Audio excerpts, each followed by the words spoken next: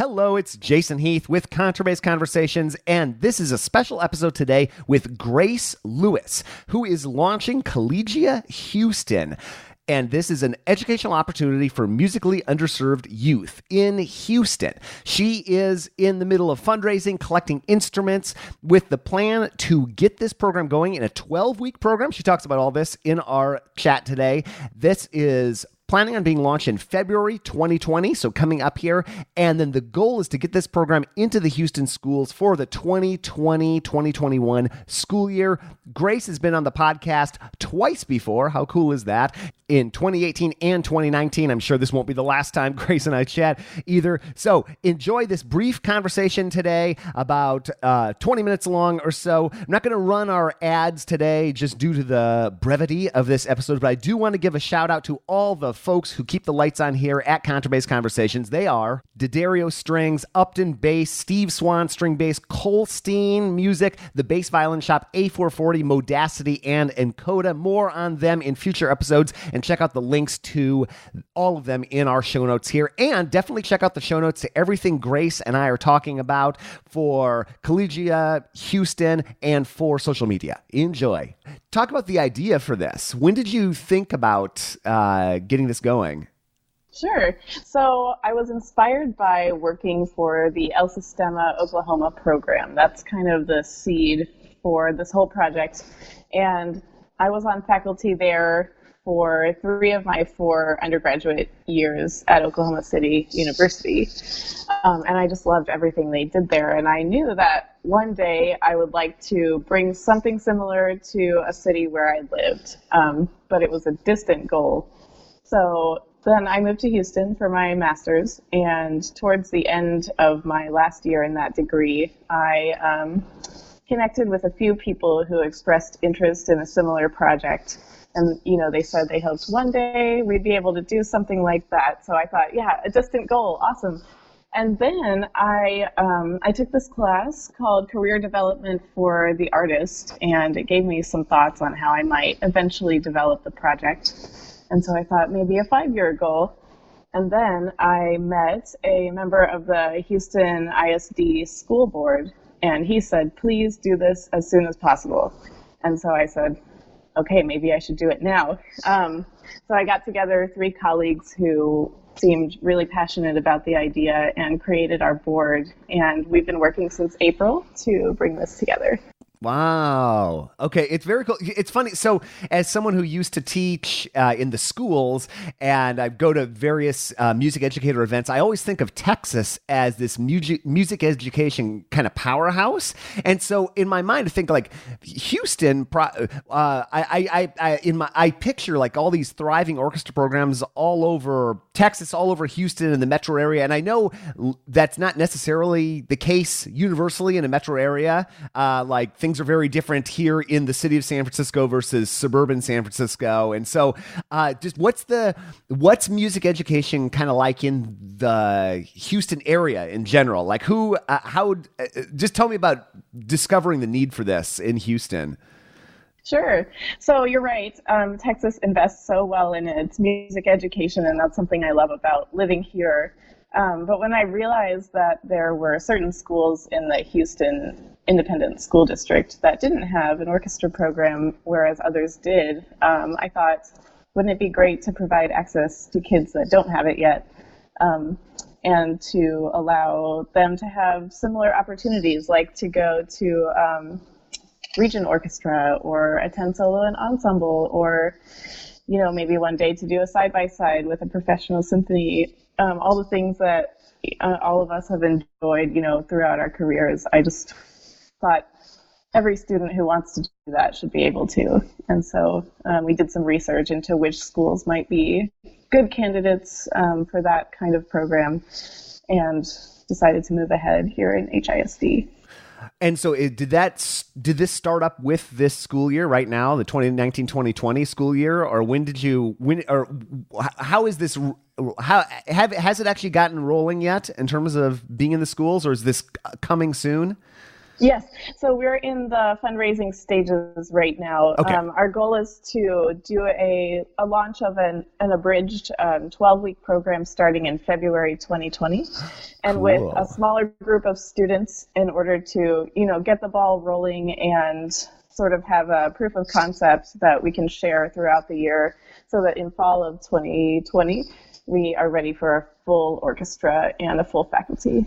So I don't know much about El Sistema programs. I feel like I should. I've sort of missed that, and I mean I kind of vaguely know the concept. But can you just talk about like what you saw in Oklahoma, and just like how programs like that work in terms of you have weekly rehearsals, you have weekly lessons, you have theory. Like how that Oklahoma program how is that put together, or how are these programs put together? Mm-hmm. So they're very immersive, which I love. The kids come every day after school. And I mean, each program is different, but speaking from experience with the one where I was on faculty, the kids came there every day after they finished with their regular school programs. And they ate together, and then they practiced together to prepare for their classes. And then some of the things that they did included group lessons, chamber orchestra rehearsals, so coachings with one faculty member and 4 to 6 kids of different types of ensembles. They did music theory classes for our younger ones. We taught them, to sing and do solfege and those things as well. And then they had creative music classes where they studied different genres and musics from around the world, which was great. And so, every day was just a really holistic approach and a really just full musical experience for those kids. And then they would perform many times during the semester, which I thought was one of the best aspects of that program. They were getting out on stage so often in front of audiences. And what ages do people typically start? Or maybe in Oklahoma, what was the age range for people in the program? Sure. I think that they began with 3rd grade. It may have been 4th, one of the two. So the kids were pretty young, and they got sort of a jump start on playing a string instrument, so that when they eventually arrived at 6th grade, they would have plenty of skill already. And they went all the way through seniors in high school, which is something that I love, that they were able to provide that service for students as they, grew through grade school all the way until they graduated and maybe went on to become a professional musician themselves, or maybe did something else in the community, but just could apply the skills that they learned. How are the schools in the city of Houston itself set up? Are they like back in Chicago, I remember it was kindergarten through 8th grade and then 9 through 12. Here in San Francisco, it's more of a traditional elementary, middle school, high school. How is that all set up in Houston? There's a little bit of variety for every school district, but they do sort of split into elementary, middle, or junior high, maybe intermediate, and then high school. And are you looking? What age are you intending to start with people in the Houston school district? Mm-hmm. So we would like to start with 6th grade for our first year. And then after that, we'd like to continue building up until we reach that last year of high school. We're also considering a children's sort of preparatory program, younger kids starting in 3rd grade. And perhaps those kids will have access to in-school orchestra programs by the time they reach 6th grade. But whatever we can do to sort of fortify what's going on in the orchestra programs here in HISD, we want to do, so that our program and their programs can just continue to grow and offer opportunities. Yeah, cool. So you've got all these co-founders that I see on the site. Like, how did you meet these people? Are these people you've known for a while, or people you've met in the course of hatching this idea? Yeah, so let's see. I will just go through our team in order of how their bios are listed on our website. These are all really awesome people that I've met in different places of my Houston experience so far. So Fernando Medina is an orchestra director at an intermediate school in one of our neighboring school districts. And he was formerly a curriculum director at a similar El Sistema type program in Puerto Rico. And so he has a lot of experience with the style of that program and sort of the mission.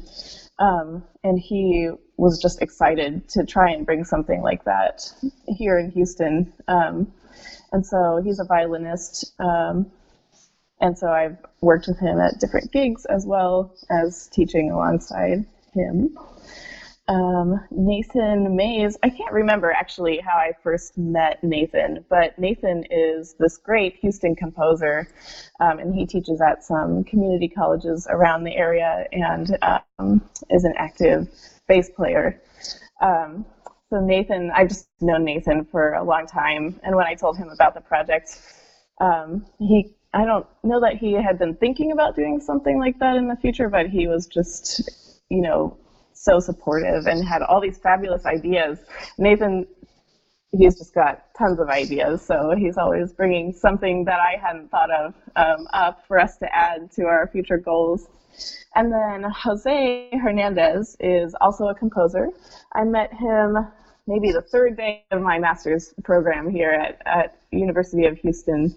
And he actually has a nonprofit chamber orchestra program that he runs called Concertia, which commissions new compositions that are geared towards bringing attention to social causes. And so Jose has a lot of experience with running organizations like that and sort of bringing new projects to fruition. And I really value his expertise in that area. So I'm going through what you put out so far on Instagram about it and reading through the site. So you need instruments, and yes, you've we got need instruments. Okay, and you've got some fundraising going. I see you've got through Fresh Arts. I think you've got an ability to donate to this setup already. Yes. Right. Okay. Yes. So this is a really cool thing for me. I didn't have a lot of experience in the nonprofit world, but something that I learned about when I took that class about career development is that there is an organization in Houston called Fresh Arts that sponsors startup arts organizations and nonprofits and helps them get rolling. So we are in a program called fiscal sponsorship where Collegia Houston has nonprofit status, but Fresh Arts shares its 501c3 status with us so that we can accept donations and so that they're tax deductible and that sort of thing. They offer all kinds of services to assist these organizations in putting the word out and marketing and connecting with other arts organizations in Houston. They supply a lot of information about available grants and how to write them and so forth. Okay, cool. Boy, I wish I had a class like that back when I was in college. What a cool, talk a little bit more about that class and how that was set up. And it was career development for the artist was what it was called. Yes. Okay. Yeah. Mm-hmm. Yeah. What all did you do in that class? So this class, I think it's probably one of my top 5 classes that I ever took during my college career. And it was so valuable. I think as music majors, we could use more classes like this, but it's part of the arts leadership program there at University of Houston, and I just took it as an elective in my last year. And the basic premise of it is to set you up to be not only a performer, but also an entrepreneur. At the end of the day, we are our own representative, right? And we need to know how to market our services, how to make the right connections, how to network, how to use social media, and that sort of thing. And so this class was designed to help us sort of develop those skills and also connect us to people in Houston who were successful as artists, performers, small business owners, and just get advice from them on how to proceed in our own careers. Okay. Wow. So how do you, with all the things that you're doing, driving 500, 600 miles in December and playing gigs, teaching bass already, you've got a lot that you're doing. And I think a lot of people listening to this probably have an idea to do something. And the number of people that have ideas is high. The number of people that actually get things launched is a lot lower. And so just like how well, first of all, how with everything that you're doing, did you manage to kind of map this out and get it going? Like, when did you do this? Did you do it on the weekends, in the mornings? Did you block out days? Like, how did you carve out time to even just think through all of this? I couldn't say that I carved out time. It sort of happened to me in a way. And I would say that I couldn't have done it without tons of help from people all around me. Every time that I talked to somebody about this project, they had a small or a large way that they were able to help me develop the idea or think of something that I hadn't thought of that would help us actually make the program a reality. But I did it in chunks, I guess, whenever I had the time among all of these other things. When I just have some time to sit down and work on my computer, then I can reach out to whoever I have on my list for that week, that I need to contact. And there have been lots of coffee meetings in my life over the past 6 months or so. Sure. Phone calls. But it's great because it has brought me closer to a lot of people that I've met during my career so far. And it's just nice to be able to reach out to people and say, we'd like your help with this, and your skills are going to help bring opportunities to students that wouldn't have ever had them. So going back to instruments, so any program like this, you need to have some instruments. So people can donate instruments, and a lot of people have instruments sitting around. Violin. Until I moved out here, I had like a bunch of random things, and a lot of people aren't in the Houston area listening to this, obviously. But like, what if people want to help out? Obviously, they can donate. That's all set up. If people do have instruments that they'd want to get your way, be it double basses or violas or violins or what have you, how can they do that? Sure. So the instrument drive is happening now. We have a goal of collecting 20 for 2020, but of course there's no cap on that. Okay. And right now we're only collecting string instruments. We want to start our first group of students as a string orchestra. And so we're accepting string instruments and the accompanying equipment in any condition. We have several luthiers who have been generous enough to offer their time, if we need it, to spruce those instruments up and prepare them for people to play. But you can always contact us through the website or either our Facebook or Instagram page and let us know if you have an instrument that you'd like to send, and then we can, sort of coordinate on an individual basis. But I am aware that orchestra programs and individuals who, maybe they used to play or they had a student who played and they just have that weird small violin, sitting around that they couldn't figure out what to do with. We want to make that instrument into something that can work for our students. Okay. So this is your first nonprofit, certainly, that you've created, right? Yes. Well, so far. and maybe not the last for sure. But anything surprising about the process? Things that you might recommend to somebody who's thinking of getting something going like that in the future? Ooh, that's a great question. I think stay organized. Number one, make sure that you save all paperwork all the time, and make sure that, I guess, you lay out your goals clearly in front of you so you don't end up with just an idea that doesn't go anywhere. I think ask for help from every single person that's around you, because everyone has something that they can offer. And like I said, this project wouldn't be happening if I hadn't done that. Well, very cool. GraceLewisBass.com, and you can get everything about Grace, but then also the Collegia Houston. It's up there on the website, and you're on Facebook, and you're on Instagram. You got a separate Instagram page for the project, so it's exciting. We'll do what we can to get the word out. Can I add one more thing? Please. Sure. So yes, like you said, contact us at any of those outlets.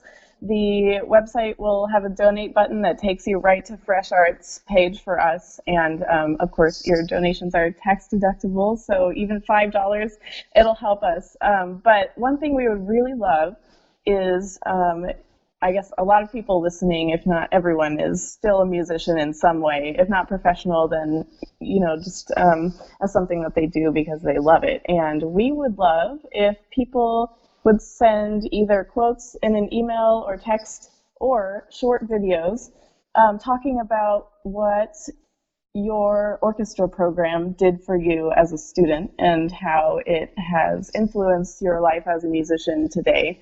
We want to make a big promotional video with a compilation of your input, and I think donors would just love to hear about how important orchestra programs have been to professional musicians and to, people who are doing something else amazing with their lives and are still playing. So if you could just send in a brief video about your experience in an orchestra program during school, or if you don't have time for a video, send a quick quote to us in a message. That would be wonderful. Well, thanks again, Grace. And folks, check out more about Collegia Houston at GraceLewisBass.com. She's got a special page set up there where, like she mentioned, you can donate and get in touch with her about those quotes she mentioned, just about your experiences in orchestra. And you can find Collegia Houston at Collegia Houston on Facebook and Instagram. Thanks for listening. I wish you the very best as we start 2020 here. We've got so much great content coming up. Thank you to the Contrabass Conversations team for putting together all of our regular episodes. And yeah, have a great new year.